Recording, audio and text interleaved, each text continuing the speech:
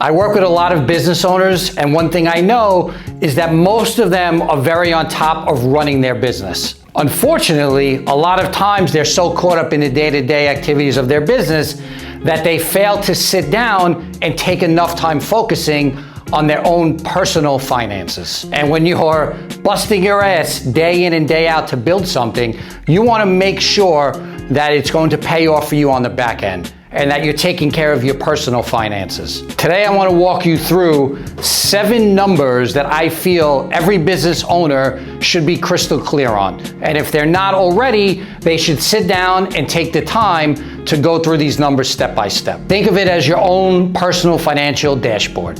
And if you take the time to figure out these 7 numbers, it will make a lot of your financial decisions a lot easier, and you get everything working together. So let's jump right into it. Number 1 is your monthly expenses. I speak about this as much as probably anything else in my videos. I think you need to be crystal clear on exactly how much money you're spending every single month to support your lifestyle. And I feel that just far too many people that I deal with and speak with do not have an answer for this number. But this is the starting point for figuring everything else out about how you're going to invest and how you're going to do your long-term planning. So sit down. If you only figure out one of these 7 numbers, this is the most important. How much money do you need coming in every single month? And that's gonna play, as you'll see, into some of the other numbers that we're gonna go through today. Second one that we look at is your emergency fund. This is not your investment fund. This is your sleep at night fund. Everyone should have a certain amount of money on the sidelines as their oh shit fund, okay? Hopefully, you never need to tap into it, but we need to know it's there, especially when we're in business for ourselves. If you're someone whose revenues fluctuate up and down, or you have busy months and slow months, you need to make sure that your emergency fund is there. That could always help carry you through the rough times. Everyone's comfort level is different, whether it's 2 months, 3 months, 6 months, maybe 12 months. But you need to know exactly how much money you want to keep on the sidelines and make sure that emergency fund is always funded and earning some interest for you. That allows you to go out and attack every single day and focus on building your business and everything else that you have going on. After that, we want to look at our savings rate. This is what percentage of our income we're putting away in our investment accounts for the future. Is it 5? Is it 10? Is it 15 or 20%? Hopefully that number is higher and higher as you make more money. But knowing what our monthly expenses are, knowing how much money we eventually need to stop working is going to allow us to figure out how much money we need to be saving consistently every month from our paychecks so we can reach those goals that we're looking for.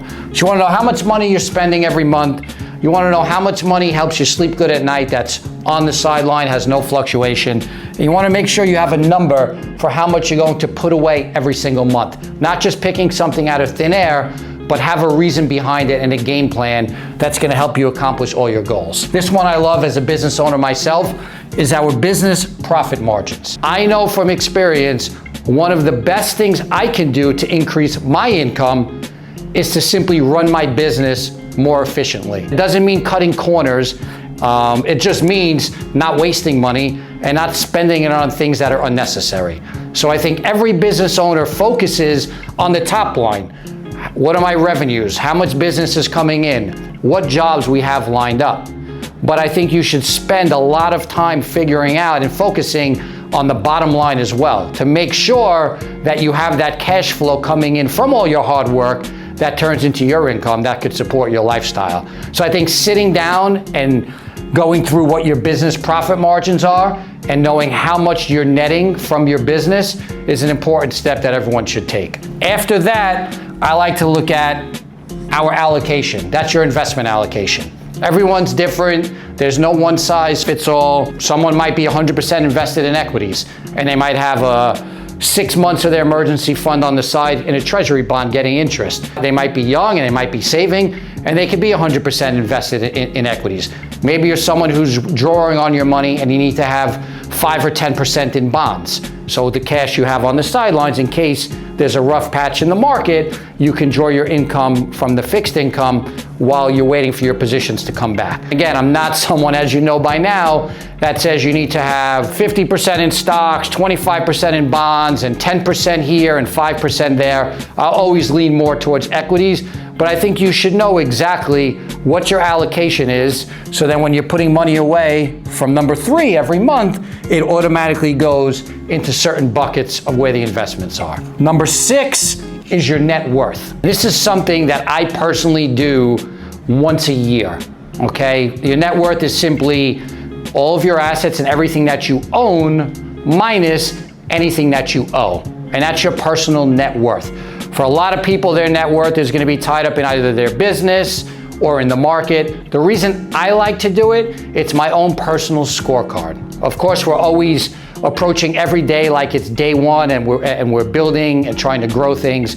But it's smart to sit back and appreciate how far you've come and what you've already accomplished. So I think once a year, you should sit down and figure out what your personal net worth is. It's a great way for you to feel good about what you've done over the past 12 months. And then finally, number 7, which is my favorite number of all, is your work optional number.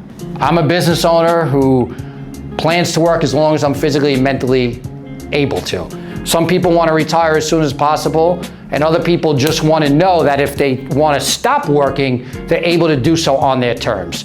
So I think knowing your exit strategy or where you're able to step back is very important. These numbers work together, especially your monthly expenses, which are going to be supported by your work optional number, and your savings rate, how much you need to be putting away so that your work optional number could support your monthly living expenses. And those are the 7 numbers that I think every business owner should be crystal clear on. You don't have to overcomplicate it. Very simple to figure out each of these, how they relate to you. But I think, again, when you take the time to figure all this out, it helps you make your decisions about your finances a lot easier, and you can make them with more conviction because you have a game plan behind it.